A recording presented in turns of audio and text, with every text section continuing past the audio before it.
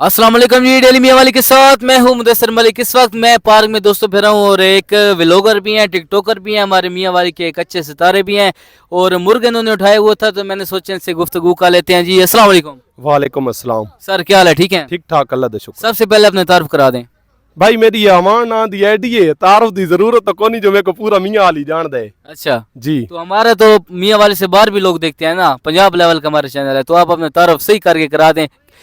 Vlogging करते हैं, interviews करते हैं, किस किस्म की वीडियोस बनाते हैं?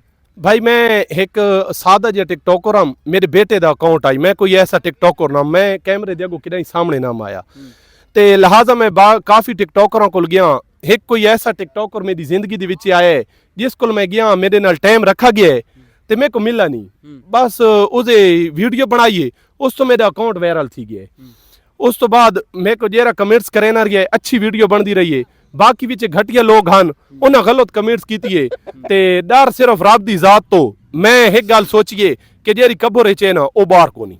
बिल्कुल बिल्कुल। मैं इस गल ते कि जेरे मेरी गलत कमेंट्स कीते है ना, जेरा माई दा लाल भी है, मैं उसको वीडियो दा जवाब दिते। अच्छा ठीक है, बहरहाल काफी लोग मुहब्बतां करन वाले हैं, मैं कुंदियां शहर दा रहण वाला, मैं अवाना कौम दा ते तारिक मेरा नाम है ते मेरे को मियां अली दे लोकां बहुत सपोर्ट कीती है हर जगह दे और इज्जत ही दी है ते जेरे काफी लोग विच घटिया खानदान दे होने वो गलत कमेंट्स करे ने, बहरहाल कुछ लोग इग्नोर कर देने, इग्नोर बिल्कुल इग्नोर कमेंट डिलीट कर देने, मगर सारी ये जमीर नहीं, हर कहीं अपनी जहन की गल है, मेरे को बर्दाश्त नहीं थी ना। देखो अगर तुसा भाईजान तो कोई गाल कढ़े ना, कम से कम उसको समझाओ, अगर वो नहीं समझे ना तो उसको जवाब दो, अगर एक को चुप कर वैसे ना दौर ऐसे और दूजा तो आते तनकीद शुरू कर देती। इस वजह तो लोग मोहब्बत की थी और मेरी जेरी दिल दी हसरत है ना, दिल दी हसरत टिकटॉक ते आउण दी, भाई मेरे को जेरा बंदा मिले ना, मैं अपने को चाह पिलावा, अपने को रोटी खलवावा और मैं उसकी वीडियो बनावा ते अपने अकाउंट ते लावा। अच्छा जी, क्योंकि मैं वडे टिकटॉकरां दे हालात देख चुका हूं। हाँ, बिल्कुल मैं भी मैं आदा भी मेरे को लोग मिले ना ते मैं उन्हां दी वीडियो बनावा ते अपने अकाउंट ते लावा और जेरा अच्छा कमेंट्स करे ना भाई उन्हां दी अच्छी वीडियो बनेनी।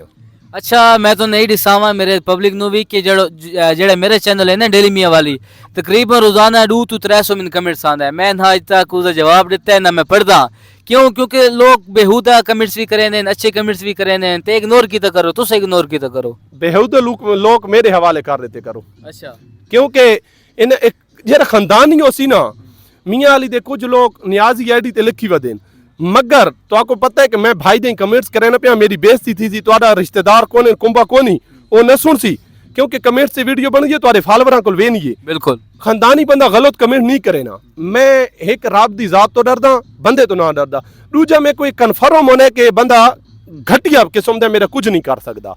अच्छा हुण गुस्से नु पर साइड ते करो, थोड़ी जी फनी इंटरव्यू करे ने। अच्छा तुहाने कुकड़े दे हवाले नाल ही गुफ्तगू करे ने, कुकड़ थोड़े जे तुहाडे डरदे पिया पुछदे भी हां, लेकिन सन ए दसो के फर्ज कीता है कि कै बंदे तुहानू को गाल वगैरह कड़ी है, कमेंट से को गाल कीती है ते तुसां उन्नू किंज जवाब देंदे? थोड़े जे साडे चैनल ते आज उसको मैं बड़ी मोहब्बत नाल जवाब देना। चाहे हाथ नाप गिनो जी माइक नाप गिनो भाई, उसको मैं बड़ी मोहब्बत नाल जवाब देना ते जेरे मेरे को सियाण देन तो उते को हवाण दा कमेंट्स लाजमी करे सुन, मैं को जेरा गाल कढे ना ना मैं उस नाल बड़ी अच्छी गुफ्तगू करे ना और मोहब्बत वंडे ना, ओ तो बात हुण तुसा मेरी आईडी दा विजिट करे सो तो समझ आओ एक क्लिप कोई भी किस किस्म दा, यानी कि कोई बंदा तुहानू गाली वगैरह कढे ने कमेंट से, तुस उन्नू रिप्लाई देने पियो, फर्ज कीता कि मेरे उत्ते कमेंट्स गलत आ गया है ना, गाल कट गया है, तो मैं उसको आदा भाई खानदानी बंदा गाल नहीं काट सकदा, ते बाकी मैं अगर ते कोई यार गाल कटा ना तेरे मेरे फर्क कोना रासी, बाकी उसको मैं ये आदा तेरे गैरत कोनी, तू शायद बेगैरत है।